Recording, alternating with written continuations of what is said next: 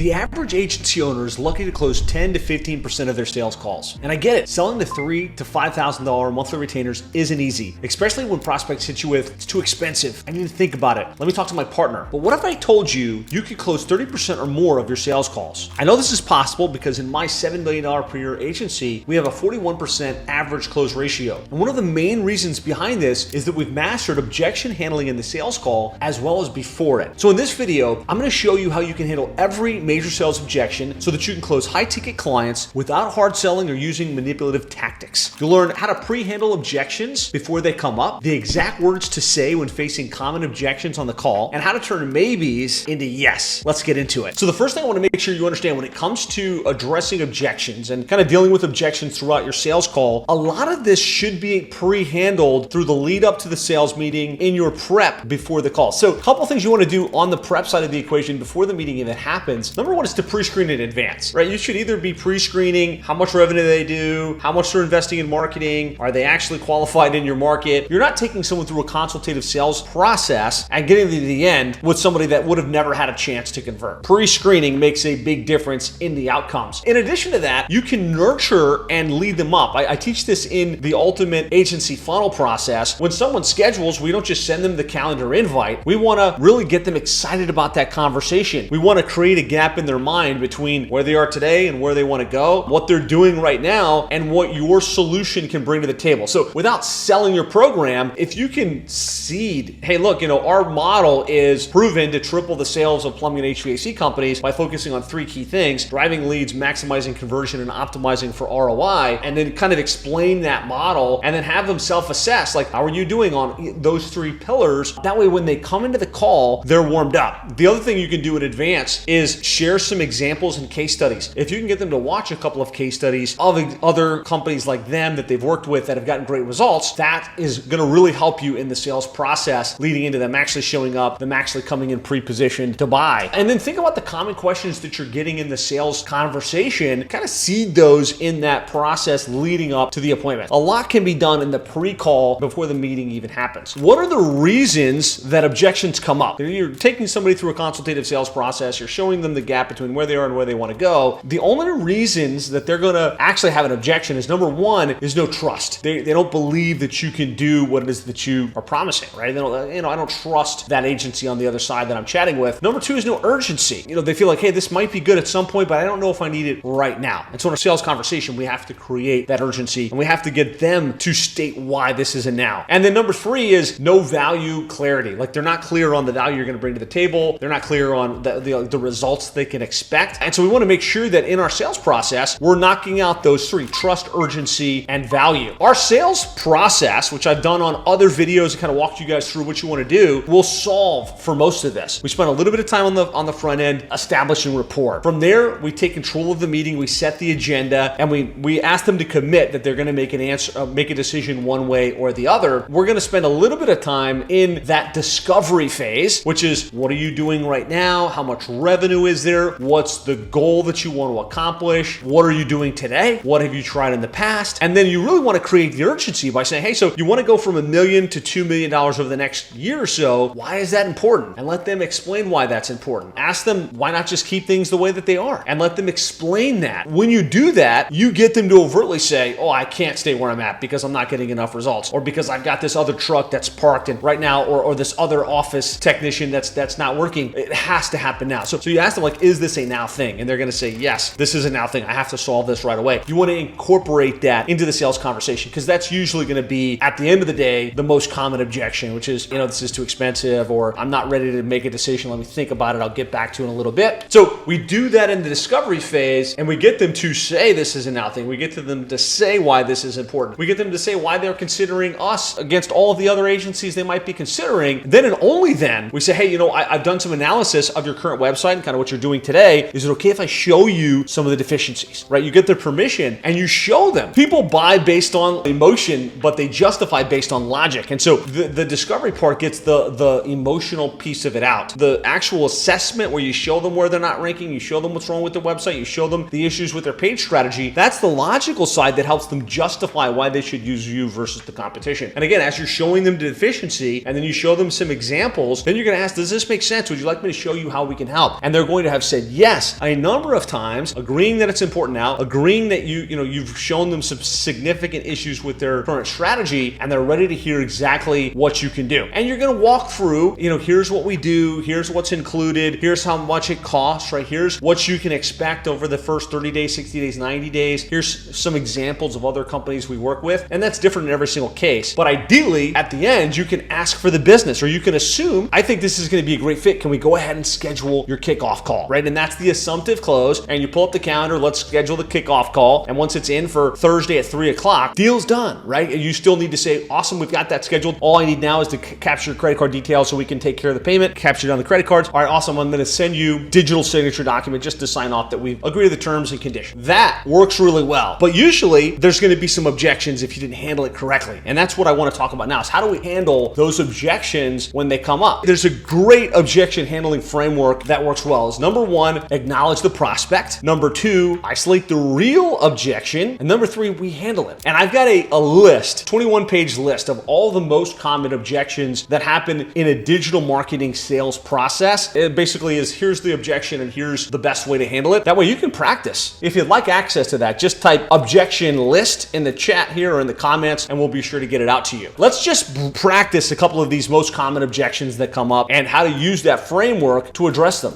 One of the most common ones is, and to think about it, this does come up from time to time. And so what we want to do is acknowledge it, say, hey, I understand. And honestly, I like to think about my decisions too, right? Now you've acknowledged it, now they feel like this person is on my side and they agree with what I'm saying. Usually when I'm thinking about a business decision, I end up considering the service and the price, cost, expected results, and potential impact. Which of those things are the biggest consideration right now? This is getting them to say the real objection, all right? And they might say, well, actually, for me, it's the expected results. I hired a couple of other agencies in the past. They promised me a big thing and then I just didn't get it. Now I'm back on the market looking for a different agency to help me with. Now you know what it is that they're talking about. And you can say, awesome, let me get into that with you. Here's exactly what we're going to do. Here's what we usually see in the first month, in the first 2 months, in the first 3 months. Do you mind if I show you a couple examples of a couple clients similar to you that, here's the tracking we put in place, here's the results they're getting. And then you can circle back and say, okay, are you comfortable with what I showed you there? Did that answer your question about the expected results? Where do you think we should go from here? I think this sounds great. I guess I'm ready to roll. Awesome. Let's go ahead and schedule your kickoff call. And then you pull up the calendar and you schedule the kickoff call. And then, okay, like what kind of credit cards we can handle the payment? What kind of credit card do you want to use, right? Great way to handle that particular objection. Other objection that comes up from time to time is, I need to talk to my partner. Ideally, you would have asked, are there any other partners involved that need to be involved in this conversation in lead up to the conversation? But sometimes it happens and they're using this as a cop-out, right? It's like, I need to talk to my partner about it. Acknowledge. I completely understand. I like to talk to my partner about decisions I make too, right? Now we've acknowledged the objection. What would you say if they said no, right? And this gives you the opportunity to see, like, are they seriously saying they have to solve the objection, or are they just brushing you off? Like, they're not going to talk to their partner about this anyway. Well, usually they're going to say, I would do it anyway. If they said no, you're going to do it anyway. Great. In that case, let's get started. I can jump on a call and help get them on board if you need, but let's go ahead and schedule the kickoff call. If they say, the partner says no, I wouldn't do it, then say, oh, I understand. What would they be saying no to? The service, the contract, the price, or the expected results? Now, again, we're bringing them back to the real objection. My partner says no, I wouldn't probably do it. Oh, awesome. So like if they did say no, what do you think it would be? Again, back to those things. Is it about the price? Is it about the expected results? Is it about the impact? And then you can go into that same flow of logic to explain, well, hey, here's the results we've gotten with other clients. Here's what you can expect to see. Does that answer the question? Are you comfortable with everything covered so far? What do you think we should go from here? Schedule the kickoff call. Those are just some examples of what we see come up on a consistent basis. Again, I got a 21-page list of these that I'd be glad to share with you. Just type objection list in the comments. We've got the most common objections, kind of the framing of how you would handle those. So again, regardless of the objection that you might get, acknowledge it as a legitimate concern, isolate the real objection, handle it, and then loop back to the 3-loop question. Comfortable with what we covered so far? Any other follow-up questions on that? Where do you think we should go from here? And of course, then we're trying to assumptively book the kickoff call. Once we've booked the kickoff call, get the credit card authorization, be off to the races. So there you have it. The exact process we use to close at 30% or more of our agency sales calls. But here's the thing. Sales is just one piece of the overall strategy when it comes to scaling your agency. You need a proven system for generating leads, delivering results, and keeping your clients long-term. So if you're curious about how we've helped over 143 agencies scale to 7 figures by focusing on these exact areas, then click the first link in the description right now and book your free agency acceleration session. On this call, we'll do a deep dive into your current situation, identify what's holding you back, create a custom roadmap to 7 figures, and see if you're a good fit for us to help get you there faster. So again, click the link, book your your session and let's start growing your agency to 7 figures and beyond.